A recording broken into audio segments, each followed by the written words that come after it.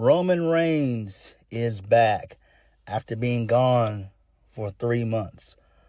Our tribal chief is back. He has returned for SummerSlam in 2 weeks' time. Roman got a really solid reaction as per usual. So, Monday Night Raw from July the 14th, 2025 was okay, but for the most part, it was still boring and bland as per usual. And so, this show primarily focused on getting a new number one contender for Gunther and to set up matches for SummerSlam, night 1 and night 2. It seems like from what we've got, most of the card for night 1 is basically figured out. We're just trying to figure out what's going to be the match card for night 2. But the night 1 card more than likely is basically all but set in stone.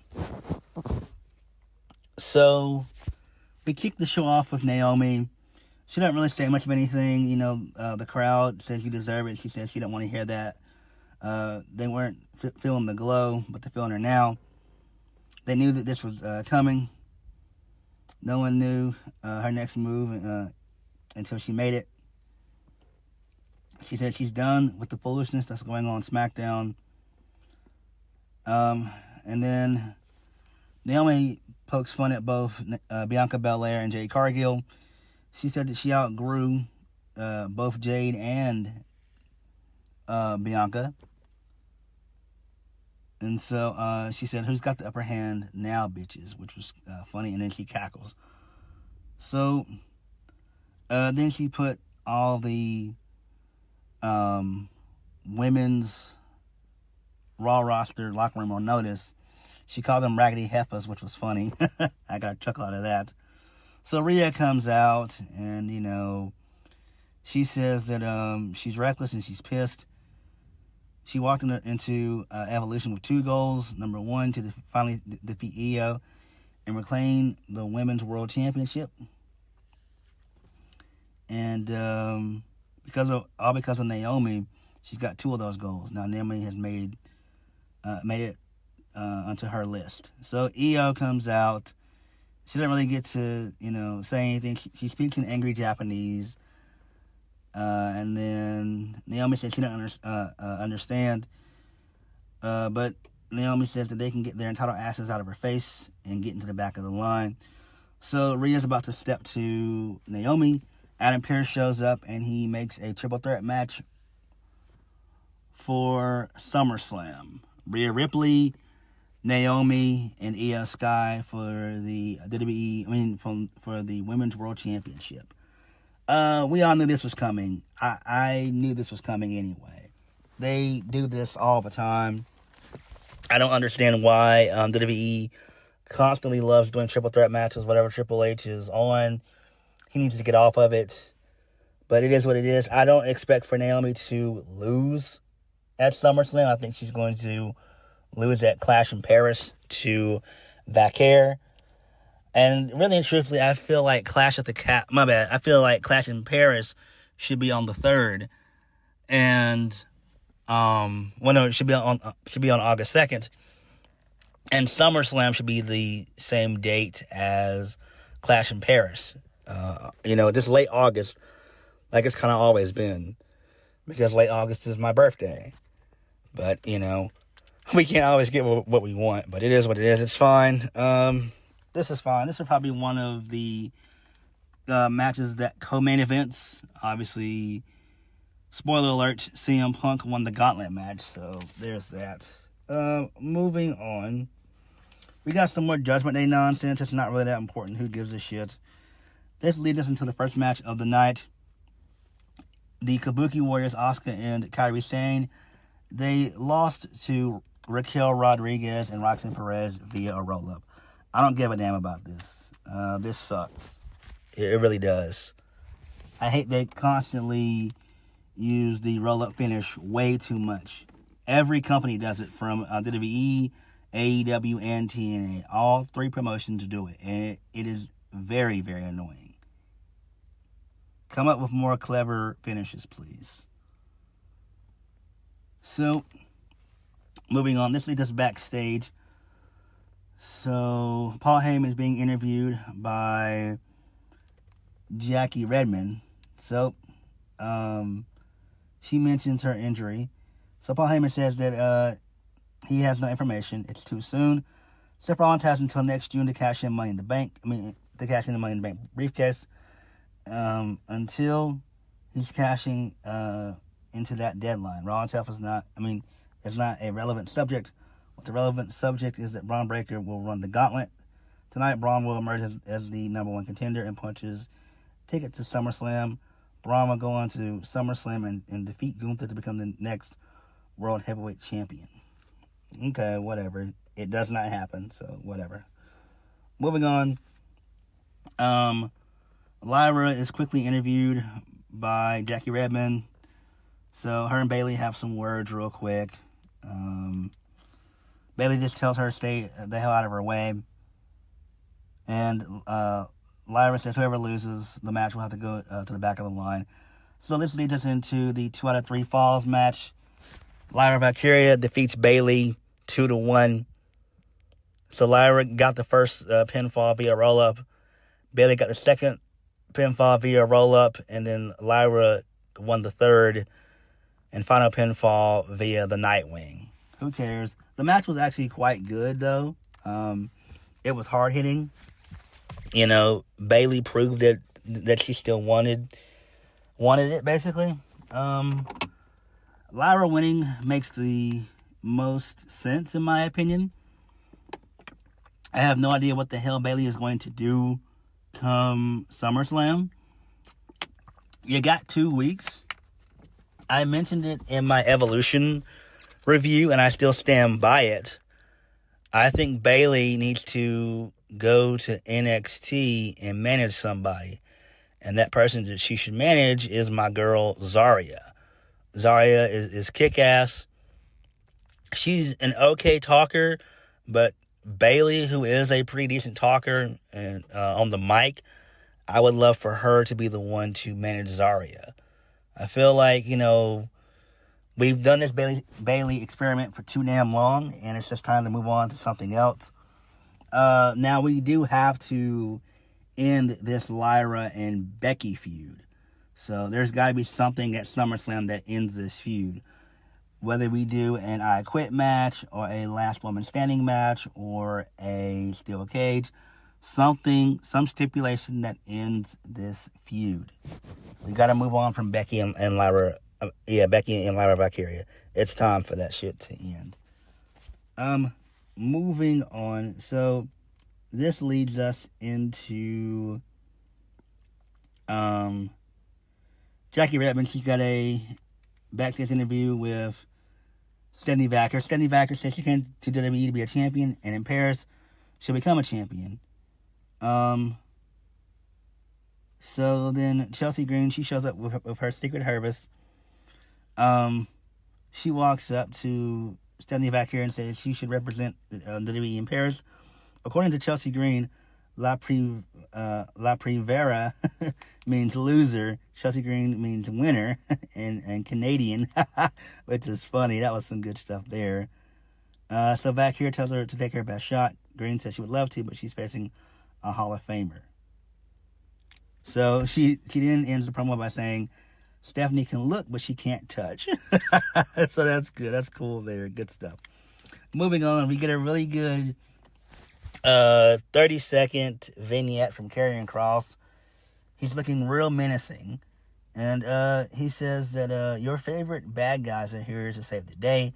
Where's Sami Zayn? He's hurt. Scarlett says that Sami's a liar. Kross thinks so too. All of this talk about who was a coward falls flat. Sami Zayn is nowhere to be seen. Kross says, my ass. Karrion Kross says he gave Sami Zayn an ultimatum he didn't like, and he's folded. Kross tells Sami Zayn to stay at home and not to come back to work until he's ready to say that Kross told the truth. Good stuff here. Love this stuff. This is clearly setting up for their match at SummerSlam. I'm down for it. Hopefully, Kross does re-sign. His contract is up in August. I'm not sure when, but it's up in August. So hopefully, in due time, he does re-sign, because Kross is too damn good to just be backstage cutting these great promos. He needs to be in ring and doing stuff there. But this was pretty good. Moving on, this leads us into Nikki Bella defeating Chelsea Green. She wins via the Rack Attack. Post-match, the Secret Harvest, they show up, and Stephanie Vacker comes out to make the save. So I assume this is probably going to set up a tag match, either at SummerSlam or the Go Home Monday Night Raw before SummerSlam. So that should be okay there, I guess. I don't really give a shit about it, though. But Chelsea Green is an okay, wrestler. Okay character wrestler. Same thing with Nikki Bella. She's alright, too. So, there's that. Moving on. So, we get some New Day stuff. Don't really care about it. They're gonna get their chance eventually. And then, Adam Pearce, he confronts Dominic Mysterio. He wanted to know why he was out there moving so smoothly. And then Dom says it was the adrenaline in his soul, which made me laugh. That was good there. Good stuff there. So, Dom shows his doctor note still, and he says that Adam Pearce says he's going to call WWE Medical next week. He's going to have Dom reevaluated, and if he's not cleared, then he hasn't been cleared. If he's cleared, it's going to... Adam Pearce will immediately make an Intercontinental Championship match at AJ Styles at SummerSlam. Okay, that's good stuff. Then, AJ Styles is praying behind the monitors, and then he's got his eyes on Rey Mysterio. On Dom Mysterio. And Dom prays to God to not let Styles hurt him. That was pretty funny there. Good stuff. Good stuff. So, we didn't get some stuff between Rusev and Sheamus. Rusev says people call him a god, but maybe he's a saint casting out snakes.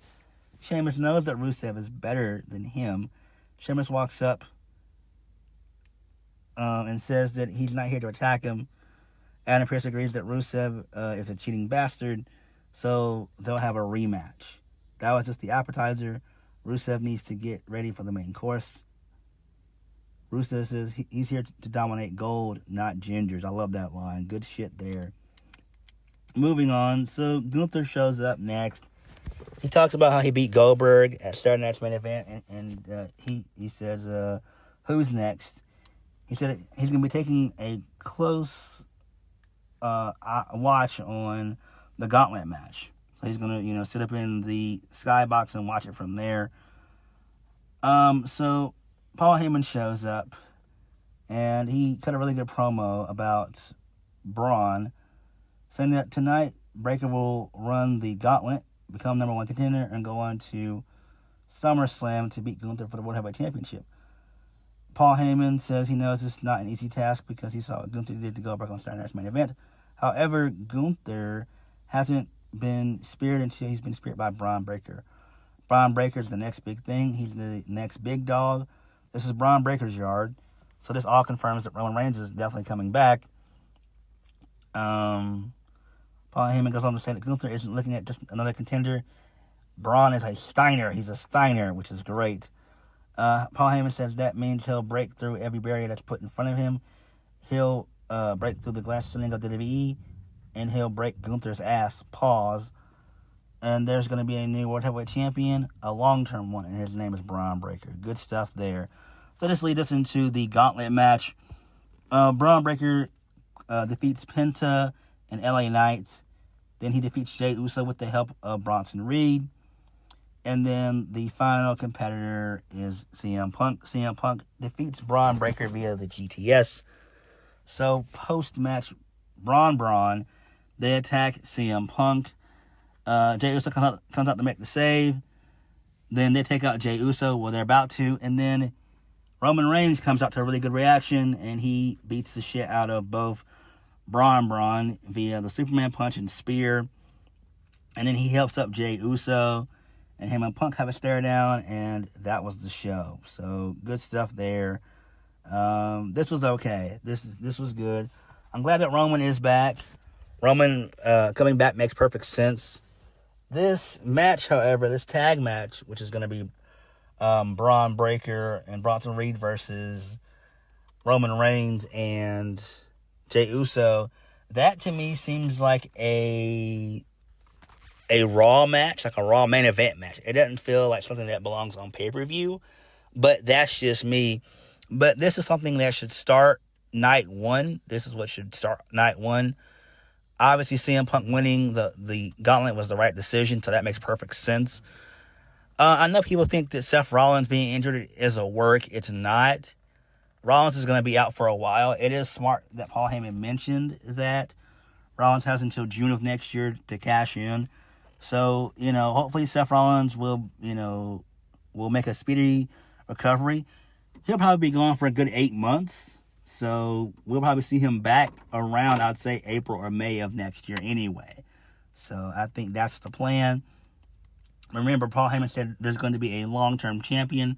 So, if CM Punk beats Gunther at SummerSlam, which he needs to, and which he's going to, because Gunther's boring as shit, then that would make sense. And then you have Rollins at some point cash in on CM Punk and win. So hopefully that does happen. But all in all, Monday Night Raw was okay, but it could have been better. I mean, it's still boring and bland. The Gauntlet match was all right. The women, they dominated the first hour of the show, which is fine. It makes sense. And SummerSlam seems to be shaping up quite nicely. I wonder what SmackDown is going to do on their side of things come Friday, but we'll have to wait and see. But all in all, once again, Monday Night Raw continues to be boring and bland. I'm glad that Roman Reigns is back. CM Punk versus Gunther should be fun. But what did you guys think of Monday Night Raw? Like, comment, subscribe. Peace.